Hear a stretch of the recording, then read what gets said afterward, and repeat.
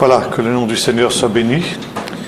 Ce matin, nous allons parler ensemble, comme cela m'a été demandé, de la crainte de l'Éternel.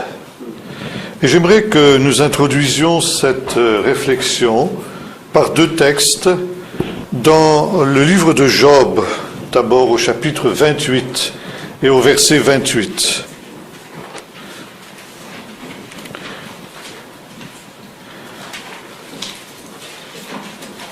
On pourrait lire déjà au verset 25. « Quand il détermina le poids du vent, qu'il fixa la mesure des eaux, quand il donna une règle à la pluie et une route à l'éclair et au tonnerre, alors il vit la sagesse et la manifesta. Il en posa les fondements et la scruta jusqu'au fond.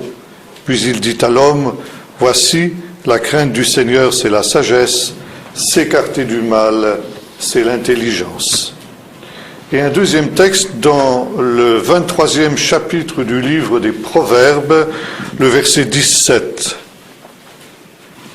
« Que ton cœur n'envie pas les pécheurs, mais que tout le jour ils craignent l'Éternel, car il y a un avenir et ton espérance ne sera pas retranchée. » La crainte de l'Éternel, c'est le commencement de la sagesse, nous dit ici notre texte. Crainte de l'Éternel, c'est un mot qui se dit en hébreu « yirat Adonai ». Et nous allons voir que cette racine est extrêmement riche. De cette racine, l'irot, craindre, naît un autre mot qui est attribué à l'Éternel, Nora, un Dieu Nora. On traduit par un Dieu terrible, un Dieu redoutable, un Dieu qui provoque la crainte. Nora, qui vient de la racine lirot, signifie ce qui provoque la crainte.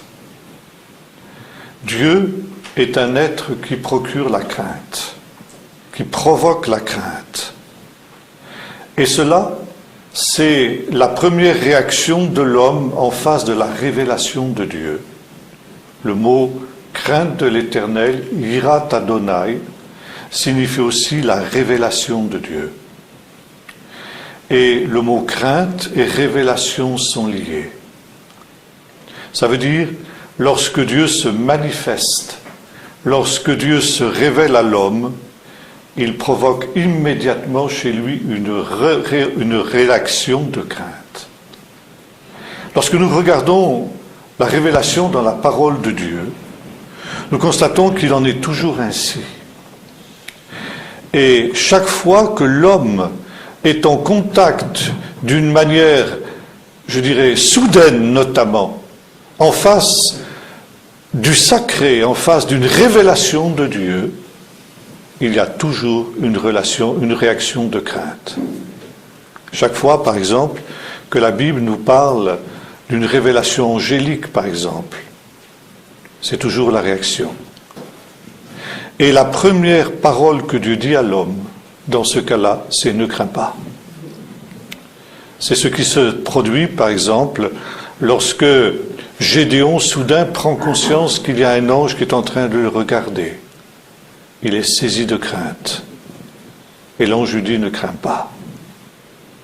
C'est aussi la parole que l'ange Gabriel adresse à Zacharie lorsqu'il vient lui annoncer de la part de Dieu qu'il va devenir le père du précurseur Jean-Baptiste.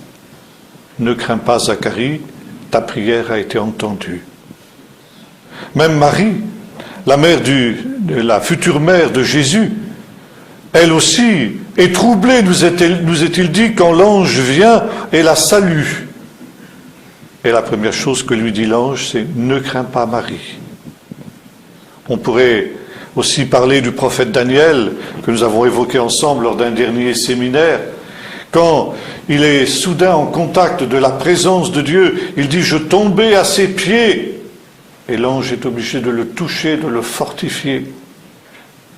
Et même dans l'Apocalypse, Jean, le disciple bien-aimé, celui qui était couché sur la poitrine de Jésus le soir du dernier souper, quand il voit le Seigneur qu'il a pourtant connu dans la chair, mais cette fois-ci qu'il voit glorifié, il dit « Je tombais à ses pieds comme mort ». La révélation de Dieu est toujours une source de crainte. Pourquoi cela? Parce que l'homme est un être pécheur. Et la crainte de l'Éternel, et même, je dirais, la première réaction qu'on pourrait dire jusqu'à, c'est une véritable panique devant la présence de Dieu, vient de ce que la révélation de Dieu manifeste à l'homme aussi la réalité de son péché. C'est aussi ce qui se produit lorsque dans le temple, vous vous souvenez, Ésaïe a la révélation de Dieu. Notre frère nous a lu ce texte tout à l'heure, dans le chapitre 6 du prophète Ésaïe. Et lorsqu'il voit le Seigneur sur ce trône élevé qui se trouve dans le temple, il s'écrie « Malheur à moi, car je suis un homme pécheur, je suis quelqu'un qui habite au milieu d'un peuple dont les lèvres sont impures, et mes yeux ont vu le roi et l'Éternel des armées. » La crainte du Seigneur, plutôt la révélation du Seigneur, fait prendre à l'homme conscience de son état de pécheur. État qui lui est souvent caché, qui lui est souvent diminué par justement le fait que, comme le disait le prophète, j'habite au milieu d'un peuple qui est lui-même un peuple de pécheurs. Par conséquent, au milieu de ce peuple-là, je ne dépare pas. Mais lorsque je me trouve devant la sainteté de Dieu, alors je m'écris comme le prophète, malheur à moi.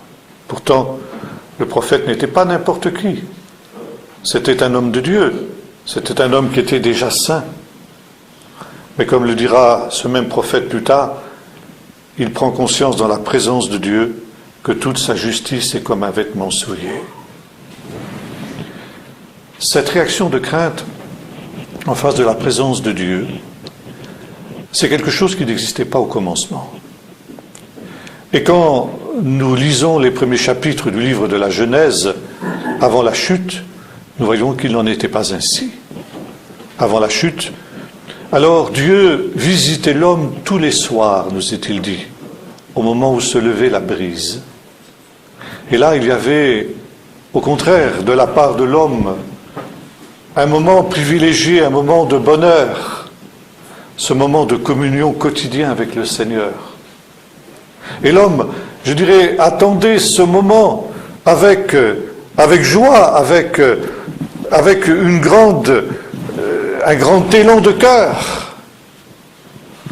Et un jour, cette relation de confiance, cette relation de communion directe qui unissait l'homme à son Créateur prend fin. Lorsque l'homme a péché. Et ce soir-là, lorsqu'il entend la voix de Dieu dans le jardin, comme c'était tous les soirs, l'homme se cache. Et Dieu est étonné de cette réaction. Vous allez me dire, Dieu savait, bien sûr. Mais la Bible nous montre Dieu qui a une réaction tout à fait inattendue. Pourquoi t'es-tu caché? C'est pas normal. Ça n'est pas une attitude normale. Tu n'avais pas l'habitude de te comporter de cette manière jusqu'ici. Qu'est-ce qui s'est passé pour que tu te caches comme ça? Loin de la face de Dieu. Se cacher loin de la face de Dieu, c'est la réaction normale de l'homme pécheur. Et lorsque le Seigneur viendra au dernier jour, on aura l'occasion d'en reparler cet après-midi, quand avec Joël, nous parlerons du jour de l'Éternel, ça veut dire le jour où le Seigneur viendra. Alors les hommes entreront, nous est-il dit, dans les cavernes des montagnes et diront à ces montagnes, tombez sur nous et cachez-nous, loin de la colère de celui qui est assis sur le trône et devant l'agneau. Je me suis caché. Et c'est la réaction de l'homme pécheur, fuir, se cacher loin de la face de Dieu.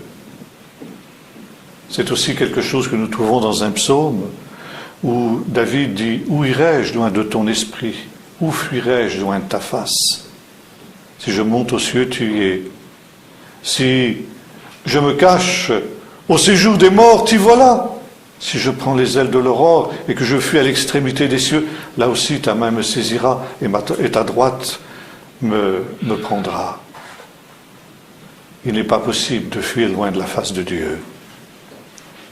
Et la terreur que l'homme ressent devant la sainteté de Dieu, la grandeur de Dieu, l'amène justement à fuir loin de la face de Dieu. Et Dieu adresse à Adam une parole tout à fait étonnante. Il lui dit, Adam, on dit en hébreu, Erecha. Où es-tu? Mais on peut aussi comprendre de la manière suivante, comment en es-tu arrivé là? Explique-moi cette conduite anormale qu'est la tienne. Erecha, c'est le mot que l'on trouve aussi au début d'un petit livre que la tradition chrétienne appelle les Lamentations de Jérémie, et qui en hébreu s'appelle tout simplement Echa. Comment? Et ce livre porte ce nom en hébreu parce que c'est une parole qui se trouve au début des 5 poèmes qui composent ce livre. Echa. Comment cette cité si prospère, Jérusalem, est-elle maintenant déserte? Comment en est-on arrivé là? Adam, comment en es-tu arrivé à avoir cette panique devant Dieu, cette crainte devant Dieu qui t'amène à te cacher loin de sa face? Explique-moi. Et Adam répond, je me suis caché car j'ai eu peur. Jusque maintenant, l'homme ne savait pas ce que c'était que la peur. Et à partir du moment où il a péché, il apprend ce qu'est la peur. La peur, c'est quelque chose que le jeune enfant éprouve dès les premiers jours de son existence. Et ça aussi, c'est la preuve que l'homme naît avec non pas le péché, mais la tendance au péché. Et cette réaction de peur, peur en face de tout ce qui peut sembler une menace, est quelque chose qui est hérité justement de ce péché d'Adam. J'ai eu peur et je me suis caché. Et la réponse de Dieu est celle-ci, mais tu as eu peur, c'est donc que tu as péché. Le fait que tu aies peur est la preuve que tu es un être pécheur. Et la preuve que tu as péché, car si tu n'avais pas péché, tu n'aurais pas peur. Peur de ce qui menace, certes, car Adam et Ève ont pris conscience, nous dit la Bible, qu'ils étaient nus, c'est-à-dire qu'ils étaient sans défense, sans force, dans la précarité, dans la pauvreté, menacés par n'importe quoi, et par conséquent, cette menace permanente qui les entoure provoque la peur, mais la peur suprême, nous l'avons dit, c'est la peur de Dieu. J'ai eu peur et je me suis caché. Et c'est toujours la réaction de l'homme depuis ce temps-là. Dieu est un Dieu terrible, Nora, qui provoque la peur. Il est un Dieu terrible parce que il est aussi un Dieu dont la colère est prompte à s'enflammer. Très intéressant cette notion de la colère de Dieu. Il y a dans le deuxième livre de Samuel un récit fort intéressant qui concerne la fin de la vie du roi David. J'ai dit, la colère de l'Éternel s'enflamma contre Israël et l'Éternel incita David à faire le recensement du peuple. Et à la suite de ce faux pas, dont semble-t-il, quand nous lisons ce texte, Dieu lui-même est l'instigateur, eh bien le peuple d'Israël va être frappé de plaie. La colère de l'Éternel. Et dans d'autres textes, il nous est dit, Dieu est celui qui façonne le bien et le mal. Ça, c'est quelque chose qui nous étonne, qui nous choque. Dieu est aussi celui qui fabrique le mal, qui façonne le mal. Plusieurs textes de la Bible vont dans ce sens. Et quand nous lisons le texte parallèle à celui que nous avons évoqué, que nous trouvons cette fois-ci dans le deuxième livre des Chroniques, chapitre 23, Alors, c'est très intéressant. Il nous est dit, Satan s'excita contre Israël et il incita David à faire le recensement du peuple. Ça veut dire, en quelque sorte, que ce qui est appelé colère de l'Éternel dans le deuxième livre de Samuel devient Satan dans le deuxième livre des Chroniques. Ça veut dire Satan est une manifestation de la colère de l'Éternel. Lorsque la Bible nous dit que Dieu est celui qui façonne le bien et le mal, Job aussi dit cela, vous vous souvenez. Quoi, nous recevrions de Dieu le bien et nous ne pouvons pas recevoir de lui le mal. Ça veut dire, dans le langage biblique, que même le mal n'échappe pas à la souveraineté de Dieu.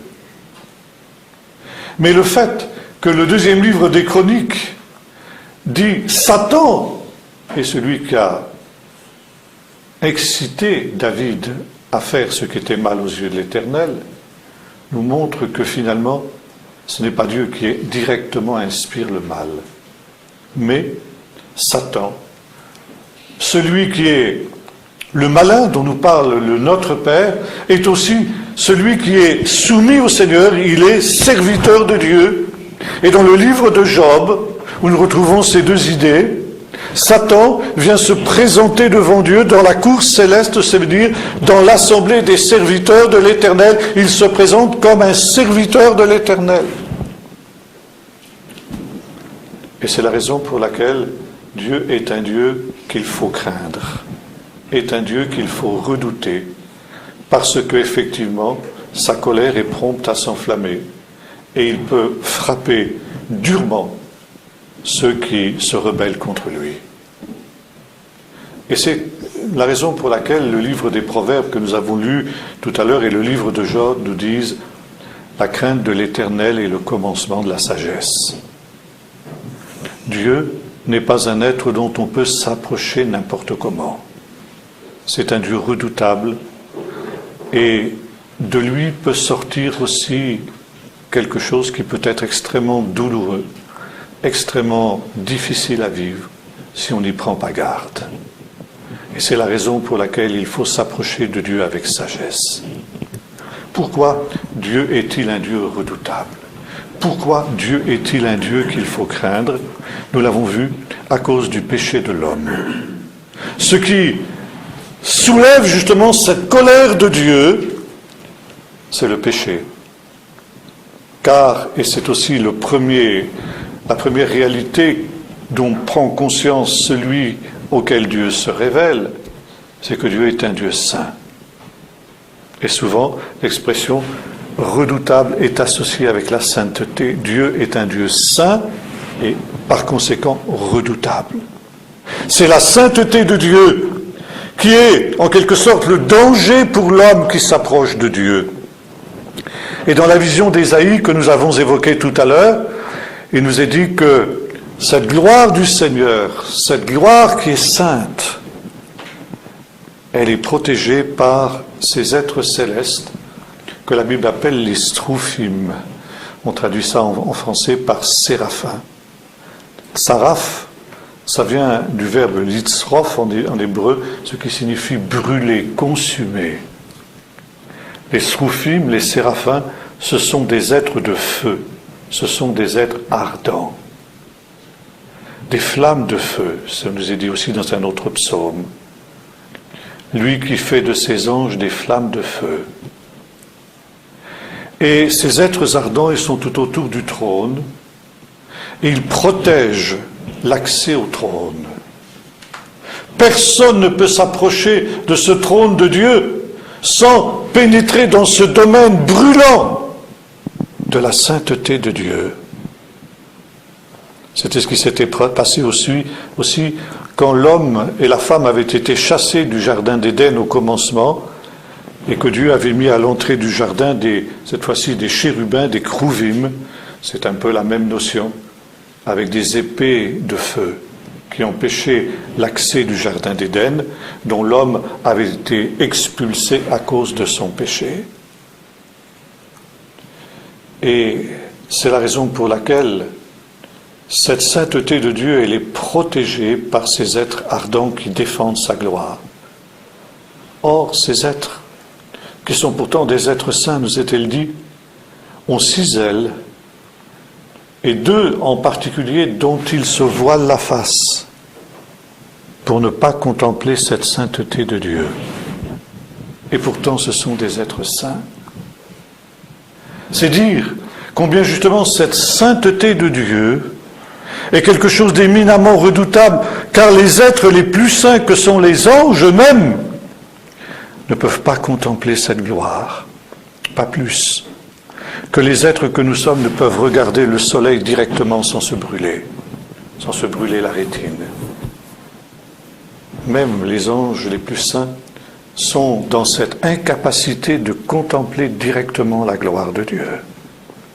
C'est dire si Dieu justement est un Dieu redoutable.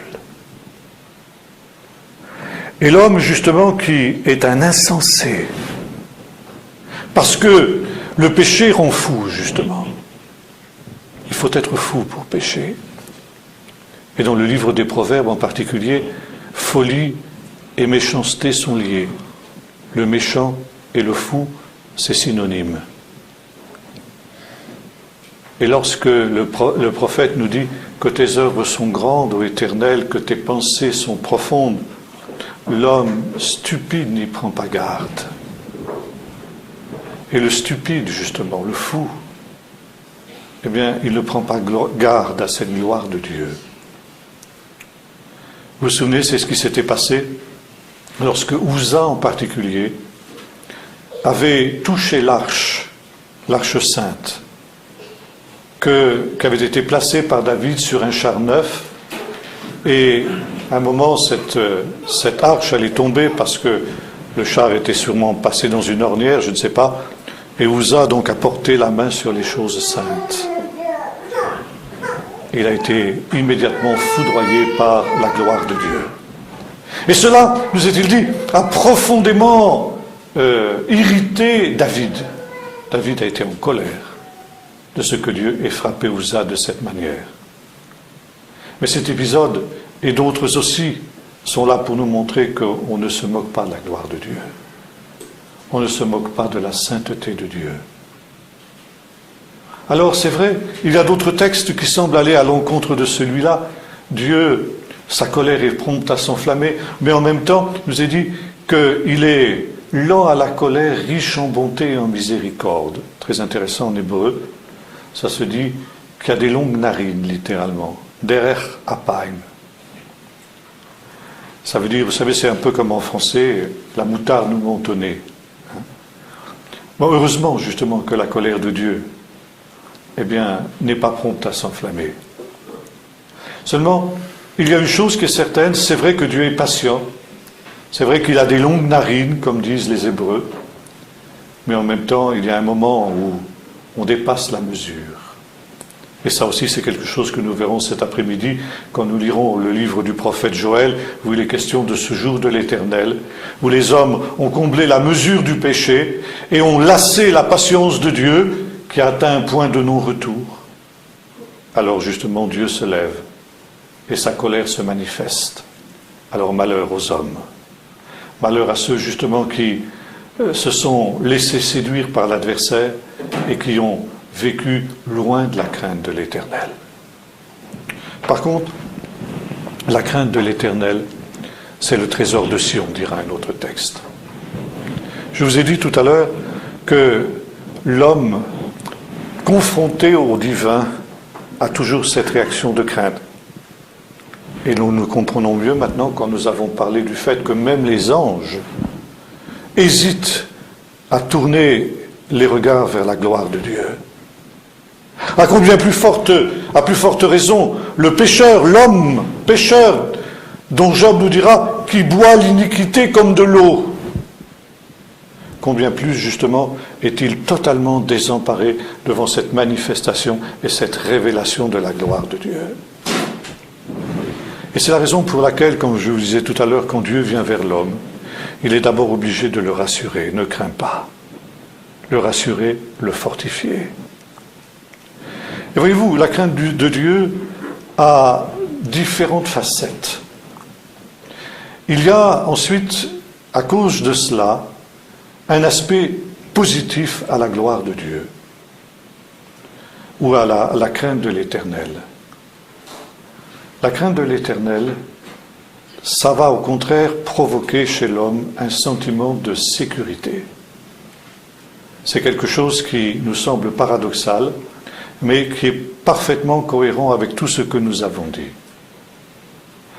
Il y a un texte tout à fait intéressant dans le livre du prophète Ésaïe, au chapitre 43, où le Seigneur parle à Israël et lui dit ceci. Ainsi parle le Seigneur qui te crée, le Seigneur qui te façonne, ô Israël. Ne crains pas, je suis avec toi pour te délivrer. Je t'appelle par ton nom, tu es à moi. Et là, c'est quelque chose de fort intéressant. D'abord, parce que Dieu se révèle comme celui qui a créé Israël. Non seulement qu'il l'a créé, mais qu'il le recrée, parce qu'on peut comprendre aussi cette expression en hébreu comme un présent. Qui te recrée, qui te refaçonne. Ça veut dire, Israël, dans son exil, a été, en quelque sorte, comme un peuple qui retournait au chaos, comme un peuple qui retournait au néant. Et ça, c'était le résultat de son péché, c'était le résultat de la colère de l'Éternel. Et Israël a reçu, en fonction justement de son péché, le juste châtiment qu'il méritait. Et au chapitre 40 du livre du prophète Ésaïe, intervient ce que l'on appelle le livret des consolations d'Israël. Et ce livret commence de cette manière, « Consolez, consolez mon peuple, dit votre Dieu. Parlez au cœur de Jérusalem et dites-lui que son péché est expié, que son iniquité est effacée, parce qu'il a reçu de la main de l'Éternel au double de tous ses péchés. » Ça veut dire que quand Dieu a manifesté sa colère envers Israël, Dieu maintenant a compassion. Dieu a compassion, comme il le dit, parce qu'il se souvient, lui dit le psalmiste au psaume 103, il se souvient de quoi nous sommes faits. Il sait que nous ne sommes que poussière. Lorsque, après le déluge, Dieu aussi a manifesté sa colère et qu'il voit que, malgré le fait que Noé était un homme intègre et juste, les pensées du cœur de l'homme sont mauvaises depuis sa jeunesse. Lorsque Ham, le dernier des fils de Noé, va pécher, comme on le sait, avec son père, il dit, bon, il n'y a rien à faire, quoi. L'homme est comme ça et comme ça. Alors, malgré le fait que l'homme est un pécheur, je ne répandrai plus ma colère contre lui. Je n'effacerai plus l'homme de la face de la terre par le déluge, comme je l'ai fait. Dieu est un Dieu qui a compassion. Compassion de sa créature qui a été châtiée par lui. Comme un père a compassion de ses enfants après les avoir châtiés, eh bien, Dieu regrette le mal qu'il a pu faire. C'est très intéressant, cette expression qu'on trouve, qu'on traduit parfois par Dieu se repent du mal qu'il a fait. Bon, je ne pense pas que, d'ailleurs, ce n'est pas le mot repentir habituel. Dieu regrette. Il regrette le mal qu'il a fait. On peut dire, pourtant, c'est un mal qu'il a fait avec justice, mais justement, la compassion de Dieu modère sa colère. Et l'équilibre entre la colère et la compassion de Dieu, c'est ce qui permet à l'homme de subsister devant Dieu. Car sans cette compassion de Dieu, nous serions tous anéantis par la colère de Dieu. Et la compassion de Dieu, bien sûr, nous le savons, elle se manifeste essentiellement au travers du don de Jésus. Si on pourrait dire d'une certaine manière, Satan est la manifestation de la colère de Dieu, comme nous l'avons fait tout à l'heure, Jésus est la manifestation de la miséricorde de Dieu, la bonté de Dieu. On appelle ça en hébreu chesed.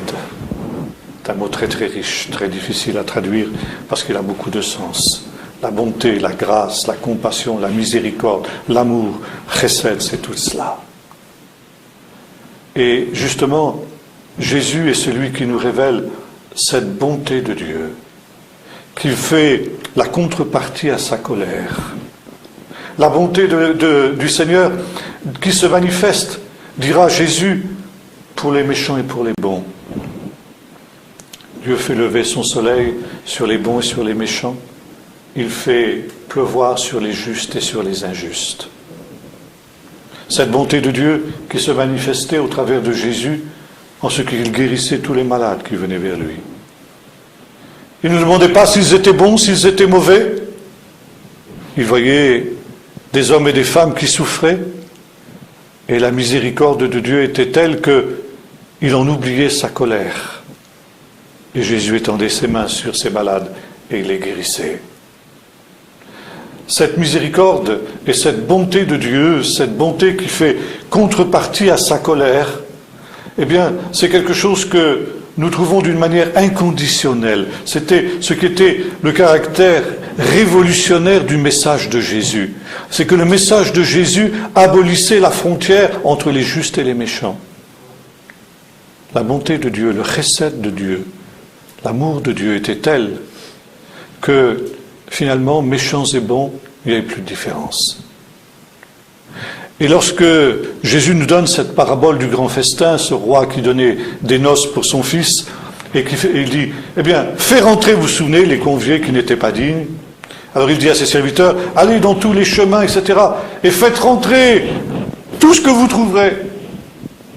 Les boiteux, les mendiants, ça veut dire les justes et les méchants, tous unis dans cette salle du royaume. Et les pharisiens se scandalisaient. Mais alors, à ce moment-là, où est Jésus, tu es en train d'oublier justement cet aspect de la sainteté de Dieu. Si Dieu accueille indifféremment les justes et les pécheurs, c'était déjà Jean-Baptiste qui faisait ça aussi. Et Jésus aura même ces paroles extrêmement scandaleuses pour les pharisiens. Mais les prostituées et les publicains vous devanceront dans le royaume de Dieu. Mais c'est impensable pour un pharisien. Comment ? Vous vous souvenez aussi de cette fameuse parabole du pharisien et du publicain, où le pharisien était là, se glorifiant, je suis comme ci, comme ça, je ne me vole pas, je ne mens pas, je donne les aumônes, je prie 3 fois par jour, je jeûne 4 fois par semaine, etc. Et le publicain qui était au dernier rang dans le temple, se frappant la poitrine, disant « Seigneur, aie pitié de moi qui suis un homme pécheur ». Et c'est le publicain qui s'en va justifier et le pharisien qui reste avec son péché. Alors voyez-vous, Jésus abolit cette différence entre juste et méchant. Mais il le fait aussi avec un autre critère. Cette parabole du grand festin dont nous parlions tout à l'heure ne s'arrête pas là. Quand le maître entre dans la salle qui est remplie, il voit un homme qui n'a pas revêtu un habit de noces. Et il interpelle, il dit, mais mon ami, mais qu'est-ce que tu fais là avec tes vêtements sales? Pourtant, on t'a donné à l'entrée, on t'a donné un habit de noces, pourquoi tu ne l'as pas pris? Pourquoi tu ne l'as pas mis? Et cet homme nous est-il dit à la bouche fermée, parce qu'il n'a aucune excuse. On lui a donné, on lui a proposé ce vêtement.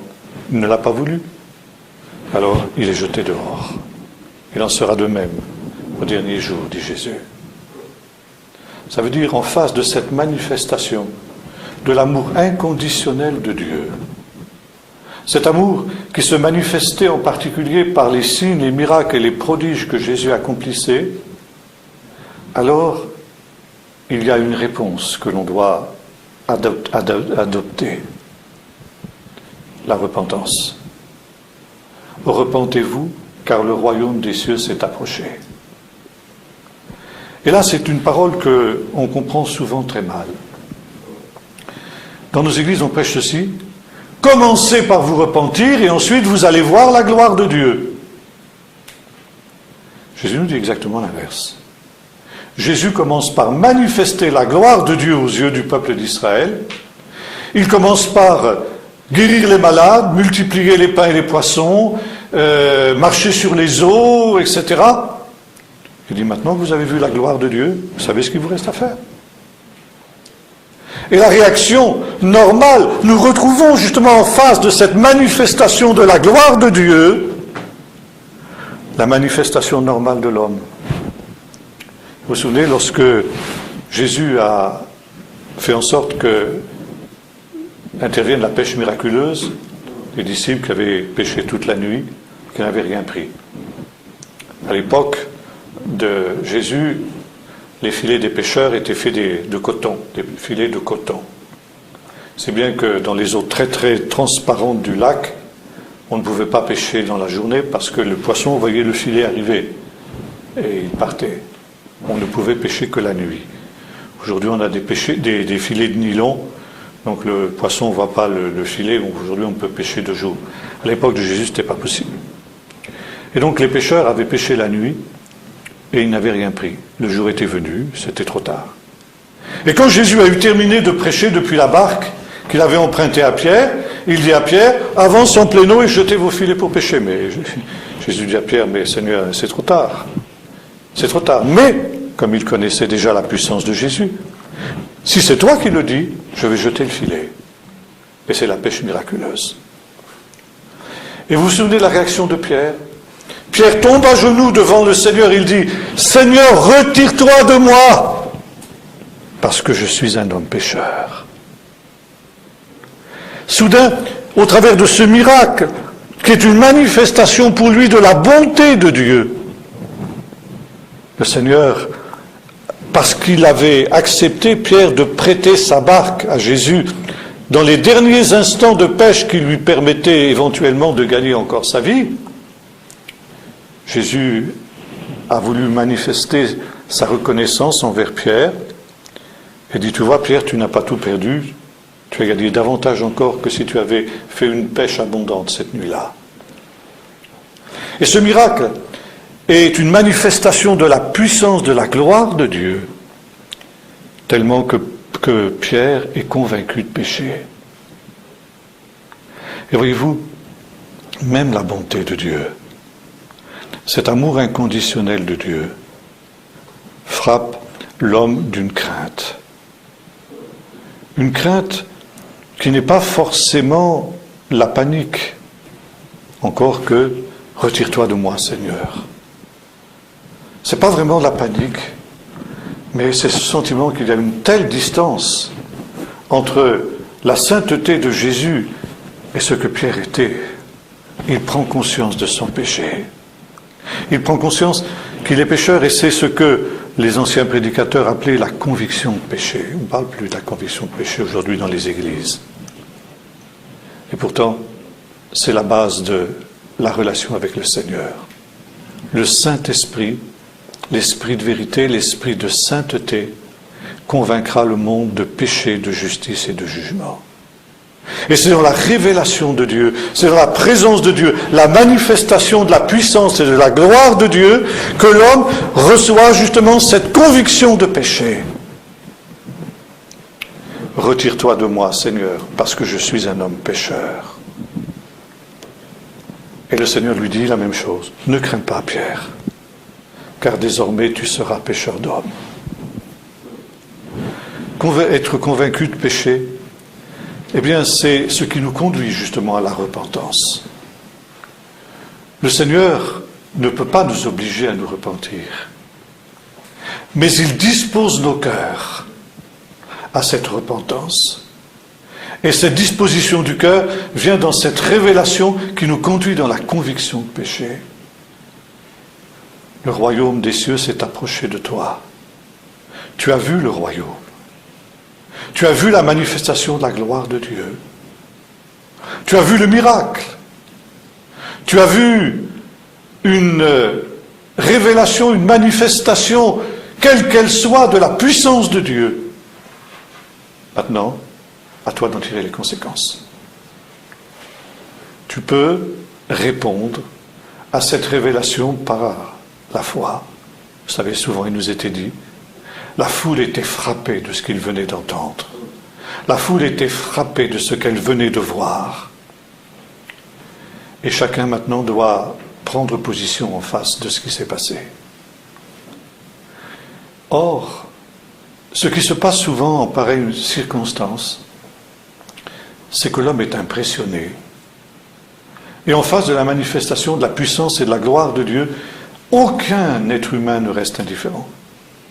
Même les plus grands pécheurs, les plus endurcis, les plus rebelles, ne restent pas indifférents à la gloire de Dieu. Quand Dieu est là, tout le monde le sait. Et lorsque l'Esprit du Seigneur est à l'œuvre, tout le monde en est parfaitement conscient. Seulement, c'est ce qui se passe après qui est le drame.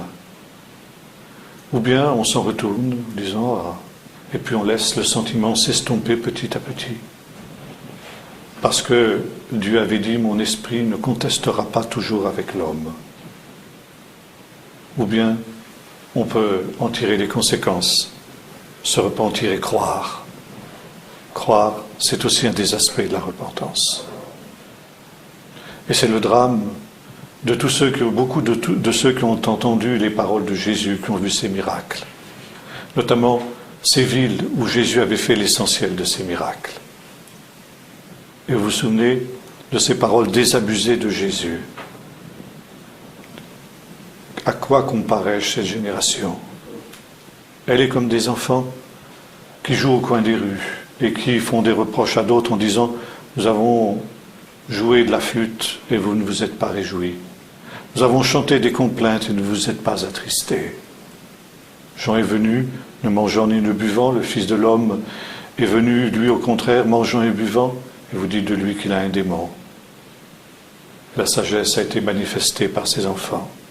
Malheur à toi, Chorazine, malheur à toi, Bethsaïda, car si les miracles qui avaient été faits au milieu de toi l'avaient été faits dans Tyr et dans Sidon, il y a longtemps qu'elles se seraient repenties. Et toi, Capernaum, est-ce que tu seras élevé jusqu'au ciel? Non, je te le dis, tu seras abaissé jusqu'au séjour des morts. Et voilà, ces gens-là ne se sont pas repentis au vu de la gloire de Dieu. Alors il y a un nouveau critère. Dieu t'accueille tel que tu es, bon ou mauvais, c'est pas le problème. Mais lorsque tu as vu la gloire de Dieu, si tu ne te repens pas, si tu ne crois pas, si tu te détournes de lui, alors ta responsabilité est immense. Et Dieu te retrouvera au dernier jour. Et ensuite, le Seigneur continue en disant, les hommes de Ninive se lèveront au dernier jour avec ceux de cette génération et la condamnera. Parce qu'ils se sont repentis à la prédication de Jonas. Et il y a ici davantage que Jonas. Jonas n'avait fait aucun miracle. Et pourtant, sa seule prédication a provoqué le réveil au sein des gens de Ninive. Jésus est venu avec des signes et des miracles. Et ses contemporains ne se sont pas repentis. La reine du Midi se lèvera au jour du jugement avec les hommes de cette génération et la condamnera. Parce qu'elle vint des extrémités de la terre pour voir la sagesse de Salomon. Et il y a ici plus que Salomon. Et voyez-vous, ici il y a cette attitude. L'homme est responsable de son attitude en face de cette révélation de la gloire de Dieu. Une gloire de Dieu qui, quelle que soit sa manifestation, provoque toujours un sentiment de crainte, parce qu'il provoque le sentiment de prise de conscience de notre péché. Et face à cette prise de conscience de notre péché, il y a deux attitudes possibles. Ou bien la fuite, comme Jonas justement.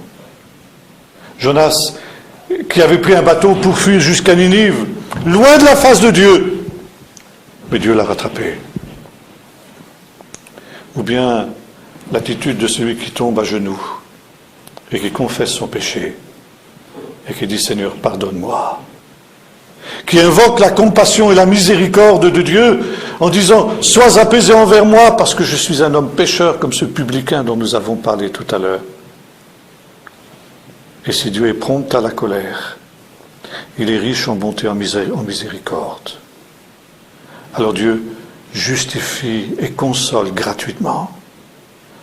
Il fait la plaie, mais ensuite il l'abande, il guérit, dira un autre texte. consolez, consolez mon peuple, dit votre Dieu. Dites-lui que son péché est expié, son iniquité est achevée, parce que justement Dieu a compassion d'elle. Et je reviens à ce texte d'Ésaïe 43 que j'évoquais tout à l'heure.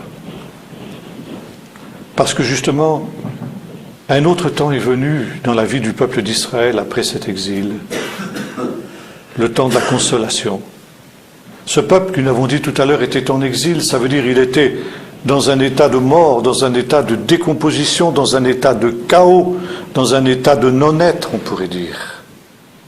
Dieu le recrée, celui qui te crée, Jacob, qui te façonne, Israël. Et Dieu dit, eh bien, ne crains pas, ne promène pas des regards inquiets, parce que justement, je t'appelle par ton nom, tu es à moi. Parce que Dieu est le créateur et il est le recréateur, il donne un nom. Donner un nom, dans la tradition juive, dans la tradition biblique en général, c'est quelque chose de très important.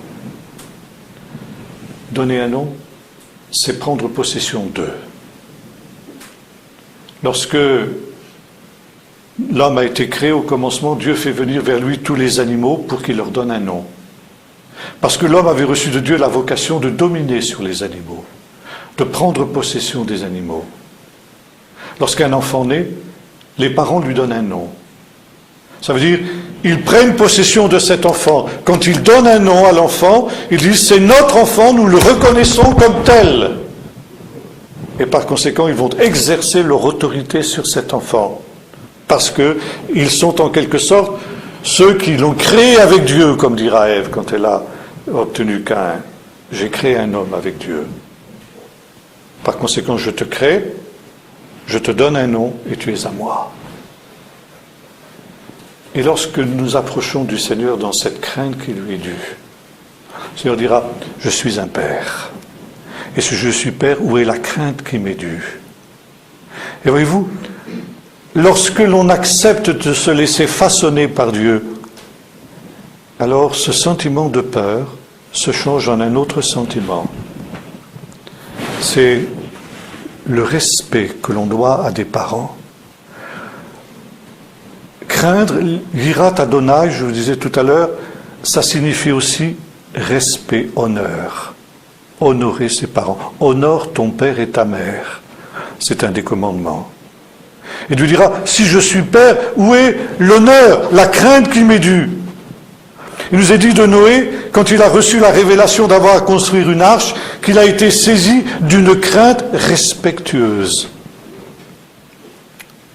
C'est très intéressant dans le grec aussi, c'est un mot très fort, respectueuse. La crainte respectueuse. Ça veut dire que l'enfant de Dieu, celui qui est devenu un enfant de Dieu, n'a plus cette crainte de l'inconverti devant Dieu. Mais il a le respect qu'un enfant a vis-à-vis de son père. Un respect digne de confiance. Un respect qui conduit à la confiance. Il sait que son père est fort. Je me souviens d'un enfant, c'était un jeune orphelin, ça m'était rappelé par une des éducatrices qui faisait prier. Et cet enfant qui avait connu toutes sortes de vicissitudes dans sa jeune existence, priait disant à peu près ceci, oh Dieu, toi t'es grand, toi t'es fort.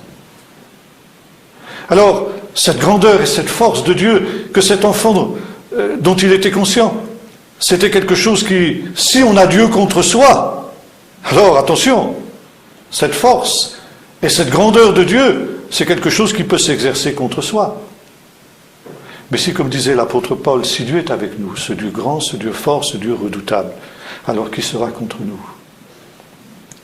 Et cet enfant disait cela parce qu'il se confie dans le Seigneur. Moi je suis petit, je suis sans force, mais toi tu es grand et tu es fort.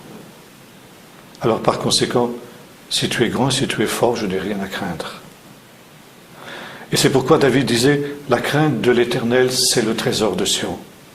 Si j'honore Dieu comme un père, alors personne ne peut être contre moi, car cette force redoutable de Dieu, cette puissance redoutable qui est la sienne, eh bien Dieu va l'exercer pour me protéger.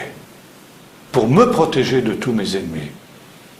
Et par conséquent, si je suis animé de la crainte de Dieu, je n'ai rien à craindre des hommes, je n'ai rien à craindre de Satan, je n'ai rien à craindre de l'ennemi, parce que Dieu me protège.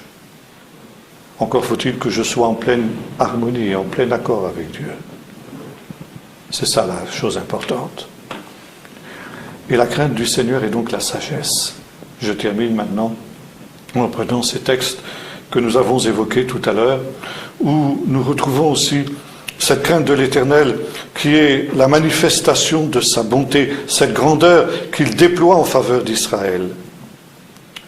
Et cette crainte de l'Éternel, elle est aussi ce qui permettra de subsister au dernier jour, quand le Seigneur viendra.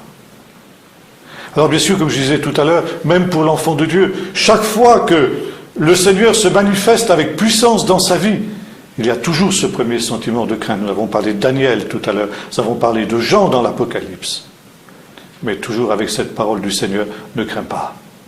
Ne crains pas, je suis avec toi.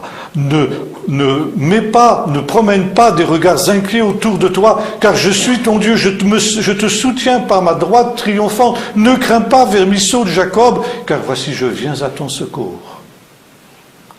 La crainte de l'Éternel est une tour forte, et le juste s'y réfugie au temps du malheur. Par conséquent, la crainte est un trésor. La crainte de l'Éternel, c'est le commencement de la sagesse.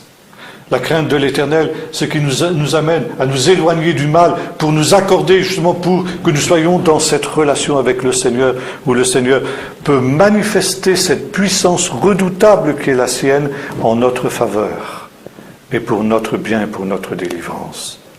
Dieu est celui qui fait le bien et qui fait le mal en fonction de ce qu'est notre attitude envers lui.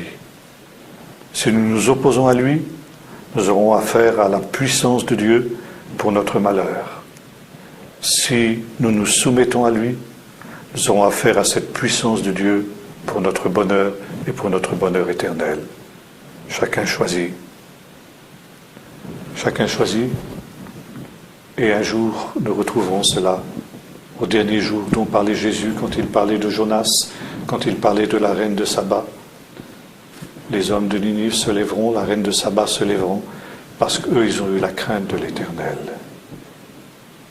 Aujourd'hui, le problème de l'Église, c'est qu'elle n'a plus de crainte de l'Éternel. Dieu est devenu un copain avec lequel on s'arrangera toujours. Et on a oublié justement ce qui est l'essentiel de nos relations avec Dieu. Il n'y a pas de miséricorde de Dieu s'il n'y a pas d'abord sentiment de sa grandeur, de sa sainteté, de sa souveraineté et de sa majesté. Ce n'est seulement que dans un deuxième temps que nous pouvons découvrir la miséricorde et l'amour et la bonté de Dieu qui se manifestent. Comme nous n'aimons pas parler de la colère de Dieu, comme nous n'aimons pas parler de ce qu'il est un feu dévorant, dans nos églises aujourd'hui, on a complètement évacué ce message. Ce message qui, soi-disant, serait le message de l'Ancien Testament. Et l'Ancien Testament, comme le dit cette expression, c'est passé, c'est dépassé. Nous n'avons plus rien à voir avec le Dieu de l'Ancien Testament. Nous, c'est Jésus, c'est l'amour inconditionnel. Oui, il y a un amour inconditionnel, c'est vrai, nous l'avons vu. Mais un amour qui nous reconduit ensuite dans une crainte du Seigneur en face de sa révélation. Choisis maintenant la conviction de péché. Alors nous allons nous approcher de la table sainte maintenant. S'approcher de la table sainte, c'est aussi quelque chose de redoutable.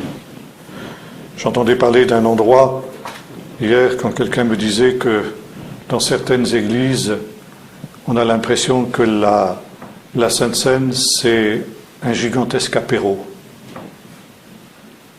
Alors ça, c'est un blasphème. La Sainte Seine, c'est le moment où le Seigneur vient. Il vient et nous interpelle de sa gloire, de sa sainteté, de sa majesté. Et Paul nous rappelle que pour avoir pris cette Sainte Seine d'une manière légère, beaucoup sont tombés malades et même sont décédés avant leur temps. Que chacun s'examine soi-même et qu'ainsi il mange et boive de la coupe, car celui qui mange et boit sans discerner le corps du Seigneur mange et boit un jugement contre lui-même. Car comme le disait aussi l'auteur de l'Épître aux Hébreux, notre Dieu est aussi un feu dévorant. Sans souvenir, c'est la sagesse. Sans souvenir, c'est être poussé à s'écarter du mal et à choisir le bien et mettre Dieu de notre côté. Prions maintenant. Seigneur notre Dieu, apprends-nous à craindre l'Éternel. Seigneur, heureux l'homme qui est continuellement dans la crainte. Seigneur, merci de ce que, en nous approchant de toi, nous découvrons ta grandeur, ta majesté. Et cette grandeur, cette majesté nous éblouit lorsque nous la contemplons. Et en même temps, Seigneur, c'est quelque chose qui nous remplit d'admiration et de joie, parce que nous savons, Seigneur, que cette grandeur, cette majesté, si nous l'approchons au travers de ce chemin de miséricorde, de sainteté, de bonté que tu as révélé au travers de Jésus, eh bien, elle se déploiera aussi en notre faveur. Mais Seigneur, apprends-nous aussi à avoir la crainte de ton nom, à être ces enfants, Seigneur, qui savent que tu es un Dieu aussi qui châtie tous ceux qu'il aime. Et par conséquent, Seigneur, apprends-nous à nous comporter d'une manière digne de toi. Seigneur, nous voulons nous approcher de cette table sainte maintenant avec crainte et tremblement. Sachant, Seigneur, que tu viens maintenant au milieu de nous, au travers de ton esprit de sainteté, de vérité, cet esprit qui nous convainc de péché, de justice et de jugement. Et nous te prions, Seigneur, qu'au travers de cette majesté, tu nous permettes que nous voyions tels que nous sommes, misérables, pécheurs, aveugles, nus, et que nous attendions de toi, Seigneur, comme le disait l'apôtre Pierre, que tu nous purifies de notre péché, que tu viennes, Seigneur, avec le charbon de l'ange, pour toucher nos lèvres, nos cœurs, pour que ce péché soit ôté, que cette iniquité soit enlevée, et que nous puissions nous approcher de cette table sainte d'une manière digne de toi. Seigneur, comme le disait cette vieille liturgie, nous reconnaissons devant ta sainte majesté que nous sommes de pauvres pécheurs, nés dans l'esclavage du péché, enclins au mal, incapables par nous-mêmes de faire le bien, et qui transgressons tous les jours, de mille manières, tes saints commandements. Seigneur, nous avons la vive douleur de t'avoir offensé. Nous repentons, nous et nos fautes, avec une vraie repentance. Et nous te supplions d'avoir pitié de nous à cause de Jésus, ton Fils, notre Seigneur. Au nom de Jésus. Amen.